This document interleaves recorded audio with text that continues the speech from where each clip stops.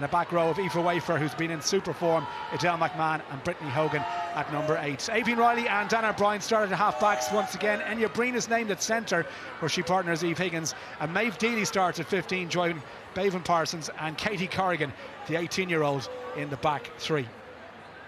That's the Irish team then. What about Scotland? Well, 4 changes in total for Brian Easton's side. Just one in the Scotland pack, though, with Emma Wassell linking up with Louise McMillan in the second row, having missed the last match against the Italians because of family bereavement. Alana Skeldon at hooker, blindside flanker Rachel Malcolm, and number 8, Evie Gallagher, brings some solid form up front and experience to boot. In the backs then, no Rona Lloyd, who's on 7's duty, or Chloe Rowley, who's suspended. So Corinne Grant steps back into the starting team on the right wing, and Meryl Smith returns to full back, having played there against France and Wales. So they're the starting teams.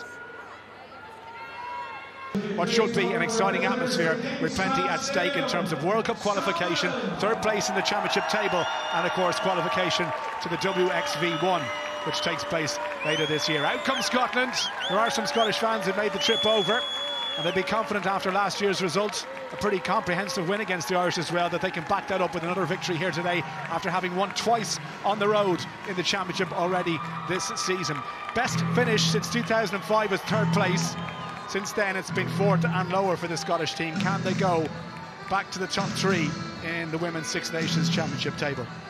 Beside me, former Ireland captain and Grand Slam winning captain at that, Fiona Coughlin. Ireland on a steady progression in the right direction, but this will test them today, I guess, to see exactly where they are. Yeah, look, obviously last week hugely disappointed when they're blown off the park by a team that are in a different stratosphere than most other teams at the moment.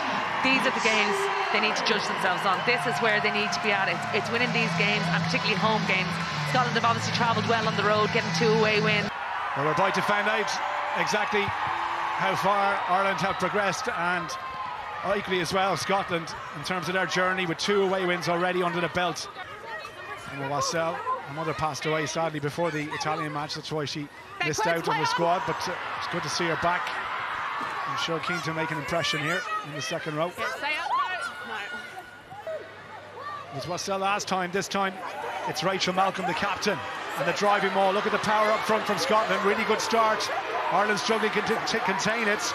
Lisa Thompson joining in as well. The backs and forwards powering their way towards the line. That's a brilliant Scotland try, and what a start for Brian Easton's side. 2 penalties that Ireland give away. Aoibhinn Riley not retreating from that kick. Brilliant work here. Ireland don't go up, but then they don't get the initial hit either. Scotland get the ball going forward the minute that they hit, or the ball going forward the minute that they hit the ground, and then it's just numbers game and Wade in behind. Some Ireland players not doing a huge amount there, and it's just all of that Scottish power going forward. Ireland players are coming out the side. Just see Niamh Jones out the side there, not adding any weight to that, and great finish for Scotland. So Dan O'Brien restarts then. Ireland looking to play territorially inside the Scottish half if they can.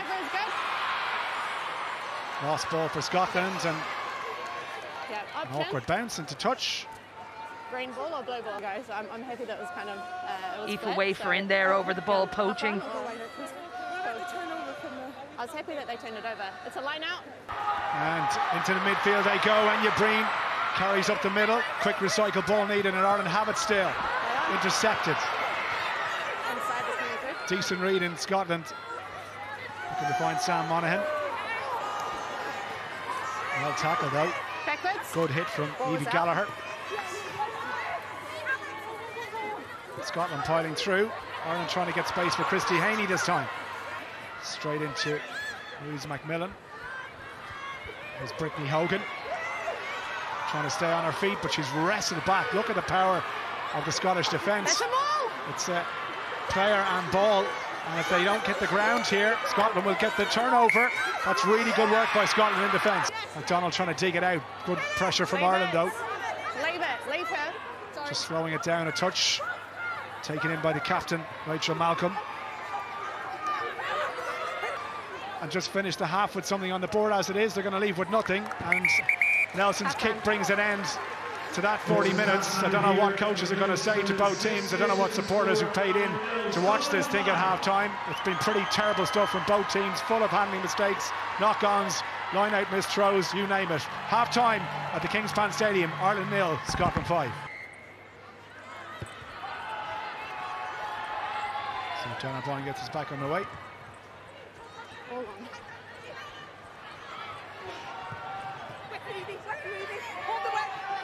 Taken in by Dealey. Ball should be there for Riley. Drew Gang.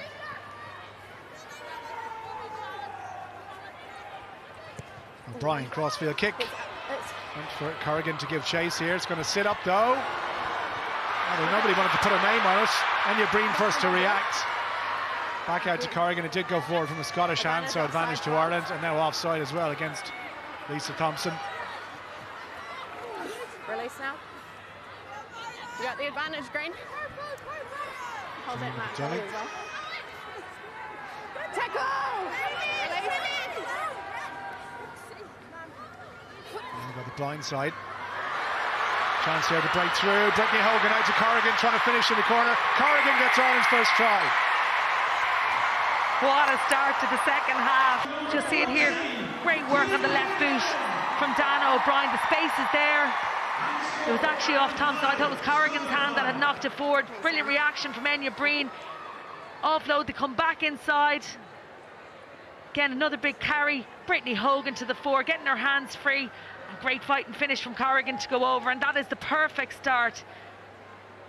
Again, it's running straight, running square, getting those big carries on the go forward at quick momentum. A nice thumbs up, Holly. Scotland get up, managed to get a hand to it. And only pokes it through with the foot. And it's back for Francesca McGee.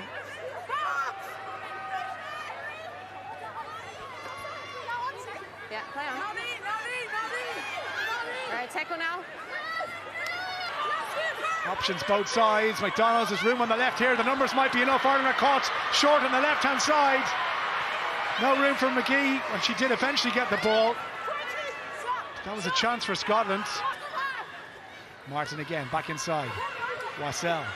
Wafers over the ball, which is ripped out of the way. Chance here for Thompson to go straight through the Irish defence.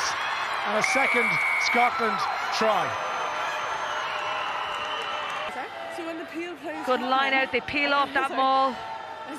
When the peel is happening off the maul, she can't stand. Great initial carry. They come back to blindside. Thought the option was on here. In fairness, Ireland's scramble defence was good to get across, even though Scotland had the numbers, but they just rebuilt and went back the other side. And brilliant line by her, but a complete disconnect between two Irish players there. Huge gap for her to run through. Yes, they had options out the back as well, but it was just far too easy for... Scrapping away to try and get in over that gain line. Evie Gallagher setting up possession for Scotland again. Two on the outside. Big tackle goes in and Wassell to force her all the way back. Where Niamh O'Dowd got off really quickly. Ball slap back on the Scotland side. Taken by Martin. Under a little bit of pressure.